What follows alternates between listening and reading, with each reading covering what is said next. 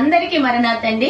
ఈ రోజు వాక్యము 2 కొరింథీ పత్రిక 2వ అధ్యాయం 11వ వచనం చూస్తా ఉంటే, సాతాను తంత్రములు మనం ఎరగని వారము కాము అని అపోస్తలైన పౌలు గారు తెలియజేస్తా ఉన్నారు. సాతాను యొక్క తంత్రాలు మీరు గ్రహిస్తున్నారా? అవి మీకు అర్థమవుతా ఉన్నాయా? శత్రువు ఏ ప్లాన్ వేస్తున్నాడో మీరు గ్రహించగలుగుతున్నారా? ఈ దినం వాక్యం ద్వారా నేర్చుకుందాం. అనగా శత్రుకు మించిన జ్ఞానం మనం కలిగి ఉండాలి అని అంటే, మరి దావీదు గారు ఒక చక్కని ప్రార్థన చేస్తారు. ఏమిటంటే, మరి నా శత్రుకు మించిన జ్ఞానము ఇవి నాకు కలిగజేస్తా ఉన్నవి. ఏమిటంటే, దేవుని యొక్క మాటలంట శత్రువుకు మించిన జ్ఞానాన్ని ఇస్తాయంటండి. కనుక మనము వాడిని ఎదుర్కోవాలి అని అంటే మనకు ఉండవలసింది ఏంటి? ఆత్మ జ్ఞానము. ఇక రెండవదిగా మనము వాడి ప్లాన్ పడగొట్టాలి అని అంటే బలమైన ప్రార్థన చేయాలండి.